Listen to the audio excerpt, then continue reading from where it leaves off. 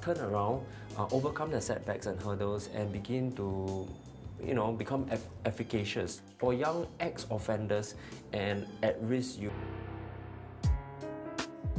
One person whose potential Glenn spotted and helped to develop was David Raj. But before he could realize his potential to change the world, David first had to change his life, which was caught up in a vicious cycle of gangsterism, violence, and bloodshed.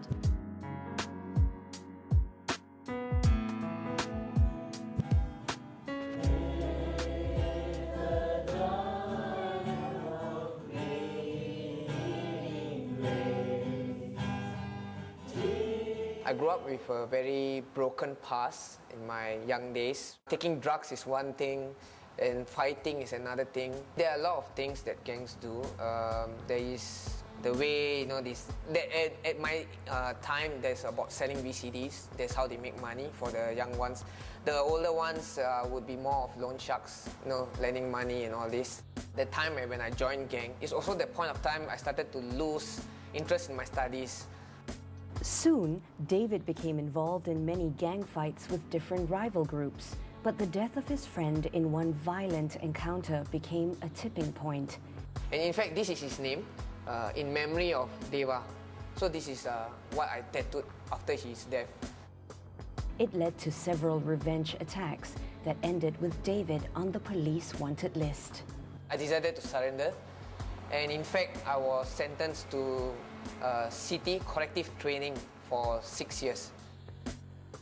David came to a crossroads in his life. Would he continue in his path of violence, or would Glenn be able to help him make new choices for himself?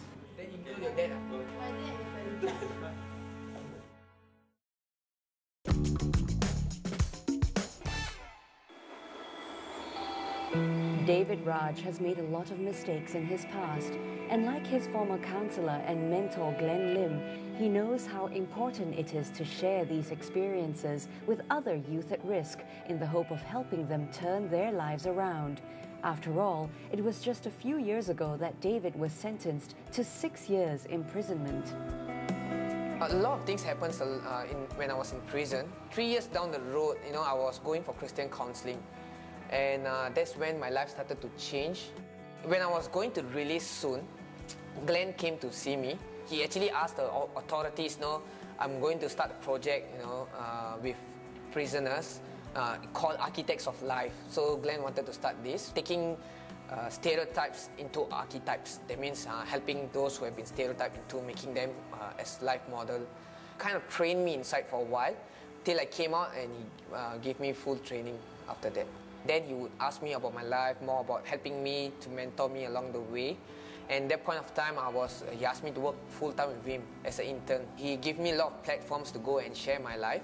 So like all the workshops that he do in parents workshop and all this, he will give me opportunities to go there and testify. When I'm sharing with these parents and those who have been hurt and who are struggling through the same thing I have been going through, I see tears and I feel so healed by that moment when I'm sharing, which Glenn has given me this platform, and I realized, wow, my story can really, heal many broken lives. So I was thankful for Glenn for giving me these kind of opportunities. After 6 years behind bars, David's life today has taken on a stability and purpose that had been missing in the past. And I'm thankful that I did not give up. My main interest is to work with people and to serve people. If I can heal other people's life and help them, then that is what I'm looking forward to. David is proof that if there is a will, there's a way. Through sheer determination and willpower, he has put his past behind him and is thriving both as a student at SMU and as a counselor at Architects of Life. Glenn is keenly aware that stories like his and David's can be harnessed to shape their futures of other youth at risk. Over the years, he has used a variety of media to share his story. One such project, a book detailing his inspirational... And we have to give a second chance to everyone, because you just never know what this life can turn out to be.